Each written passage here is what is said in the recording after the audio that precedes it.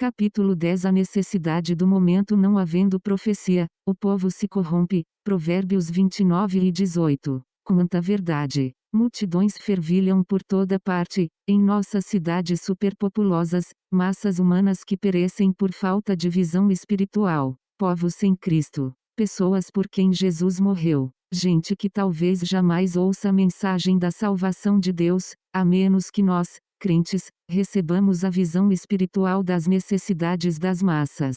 Nossos grandes centros populacionais, pelos quais somos responsáveis diante de Deus, desconhecem o Evangelho da graça de Deus porque nós, os seguidores de Jesus, não temos visão profética. Que faremos quanto à nossa falha? Quando sentiremos o peso de nossa responsabilidade? Quando faremos o que nos compete, sensibilizados pela morte espiritual das multidões sem Cristo? É real a mensagem desse versículo: não havendo profecia, o povo se corrompe. Encolhidos em nosso minúsculo ninho, confortavelmente instalados em nosso ambiente agradável, satisfeitos com nosso punhadinho de acólitos superalimentados, nossos tranquilos seguidores, realizamos nossos cultos e pregamos nossos sermões, em perfeita paz. Parece que nenhuma preocupação nos atinge, nunca dirigimos um único pensamento em favor das multidões que perecem ao nosso derredor. No entanto, Deus nunca disse que os pecadores deveriam ver até nós.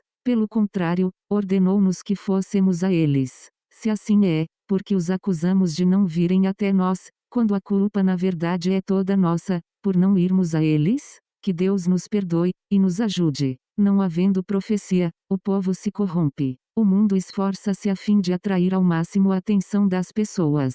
Os teatros e centros de diversão ficam nos locais mais proeminentes, são mais fiericamente iluminados. Ao contrário, os líderes evangélicos, em sua esmagadora maioria, preferem uma ruela escura, levantam um edifício minúsculo, instalam uma iluminação deficiente, e ainda se admiram que o público não frequente suas igrejas. Os filhos deste mundo são mais prudentes na sua geração do que os filhos da luz. Lucas 16:8. Toda cidade necessita de uma grande sede evangelística, localizada em lugar central, com abundância de iluminação, de acesso fácil, bem diante do nariz dos transeuntes. É preciso essencialmente que haja um programa evangelístico realmente vívido, que vise despertar os indiferentes, salvar os pecadores e apontar-lhes o caminho para o céu. Sem essa visão, o povo está condenado. Tudo quanto se faz necessário para que se conte com essa visão dada por Deus, é a fé. Ou deveria eu dizer, a fé e dedicação? A fé e a dedicação capazes de realizar milagres. A visão e a fé dadas por Deus, que se combinam com a dedicação, a saber, com o trabalho árduo, que inclua o sacrifício, realizarão o que aparentemente é impossível. O lema de Carey sintetiza este princípio. Espera grandes coisas de Deus, intenta grandes coisas para Deus. E de fato, não se pode esperar grandes coisas de Deus enquanto não se tenta grandes coisas para Deus. Por conseguinte, obtenha a visão profética de Deus e mergulhe na obra que você está realizando. Ponto. Tudo é possível ao que crê. Marcos 9:23. Para Deus tudo é possível. Mateus 19:26. Tende fé em Deus. Marcos 11:22. Vivemos em dias de terrível apostasia. Em minhas viagens pela Europa, e mais recentemente atravessando o Canadá e os Estados Unidos, tenho sentido a gravidade da situação religiosa e suas perspectivas como nunca antes. A igreja cristã, segundo também fora predito, está apostatando da fé a passos largos. Muitos crentes estão pervertendo a fé. Isso significa que atualmente o mundo inteiro se transformou em vastíssimo campo missionário. Milhões de pessoas que frequentam regularmente muitas das assim chamadas igrejas cristãs, nestas nunca ouvem o evangelho puro de Jesus. Em muitos púlpitos da atualidade podem ser ouvidas declarações como as que reproduzimos abaixo, saídas dos lábios de ministros consagrados a Deus: já não prego a necessidade de aceitarmos a Bíblia toda. Não prego o céu e o inferno ensinados na Bíblia, e não conheço nenhum pregador digno desse nome que ensine esses mitos. A minha educação acadêmica me proíbe de aceitar como autênticos os milagres mencionados na Bíblia. Não acredito na doutrina da salvação pelo sangue de Cristo. Graças a Deus não serei salvo pelo sangue de quem quer que seja. A salvação pelo sangue é o evangelho do açougue. Em face dessas declarações, não teria chegado já a hora de todos os verdadeiros servos de Deus clamarem bem alto, e continuar proclamando as poderosas verdades do antigo livro, as únicas capazes de transformar as almas? O general Bott escreveu, em seu livro Na Mais Negra Inglaterra, as seguintes palavras: Deus imprimiu em meu coração aquela terrível declaração: as trevas cobrem a terra, e a escuridão os povos. Isaías 62. Isso é verdade nos nossos dias, não apenas nos campos missionários do estrangeiro, mas aqui mesmo em nossa pátria. Por toda parte os homens vivem na quase total escuridão, no que diz respeito à salvação de Deus. Somente aqui ou acolá encontramos um púlpito onde o evangelho genuíno está sendo pregado, onde se frisa o novo nascimento, onde se explica o plano de salvação e onde se fazem apelos aos pecadores. Convites a que os pecadores venham ao altar quase não existem mais, e tampouco as entrevistas após os apelos, que visam conduzir os interessados aos passos concretos da salvação. Os cultos evangélicos se formalizam progressivamente. Em muitas igrejas o ministro prega como se no auditório todos já fossem salvos e já houvessem herdado o céu, embora em todas as congregações possa haver aqueles que nunca nasceram de novo. Quem nos dera ouvir a pregação exemplificada por Bunyan, Baxter, Aileen, Edwards, Wesley, Whitefield e Finney. A pregação desses homens fazia os pecadores estremecerem e clamar em altas vozes, sob o tremendo peso do pecado e da culpa. Que o Senhor levante novamente homens desse porte, homens que percebam a gravíssima seriedade e responsabilidade de sua vocação, que ponham de lado todas as questões secundárias,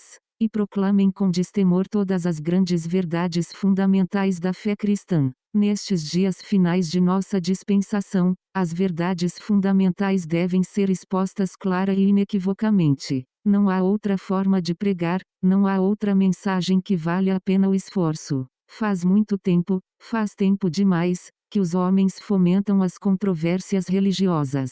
Por que motivo manteríamos acesa a disputa de pontos controvertidos? As controvérsias jamais foram proveitosas. As verdades das Escrituras não precisam ser defendidas, basta que sejam proclamadas. A Bíblia sabe defender-se por si mesma. Ela tem sobrevivido a todos os seus detratores e inimigos ferrenhos, que já se tornaram pó. Necessitamos de uma mensagem positiva. Foi por causa das controvérsias que se apagou a luz do Evangelho na África do Norte, e isso acontecerá também em nosso país, se não tomarmos as providências corretas. Fichemo-nos em nossa grande tarefa de propagar o Evangelho, tanto em nossa pátria como nos países distantes. Trabalhemos juntos na unidade do Espírito. Ainda que não possamos concordar de uma ou de outra doutrina não essencial, podemos concordar com a necessidade do evangelismo. Todos os crentes creem que o Evangelho é o poder de Deus para a salvação de todos os que creem, portanto, preguemos o Evangelho. Os ateus jamais se deixaram convencer pela força dos argumentos. Nada de ataque, nada de defesa. Esse tem sido sempre o meu lema, que sempre me deixou em ótima posição. Não conheço outro lema que seja melhor, e recomendo cordialmente a todo ministro do Evangelho, para que o adote. De conformidade com as Escrituras, estamos vivendo dias equivalentes aos da Igreja de Laodiceia. Por conseguinte, a própria Igreja odierna precisa ser evangelizada. Deve-se lançar um novo apelo aos crentes,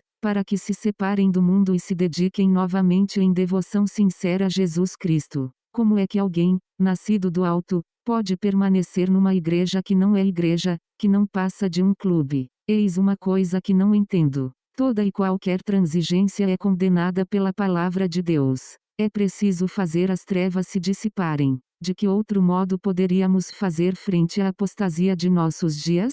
O inimigo está à porta e nos ameaça. As nuvens tempestuosas já se juntam, e o temporal está prestes a sobrevir. Nada, exceto a pregação do Evangelho, no poder do Espírito Santo, pode fazer reverter a perigosa maré. Portanto, não há alternativa senão entregarmos-nos à evangelização. Vamos às pessoas, onde estiverem e, munidos da melhor música evangélica, dos melhores testemunhos e das melhores mensagens, atraiamos as massas perdidas para Cristo. Planejemos uma campanha evangelística caracterizada pelo entusiasmo, e ganhemos as pessoas para o Salvador. Distribuamos folhetos evangelísticos em cada lar de nossas comunidades, e façamo-lo não uma vez só, mas muitas vezes.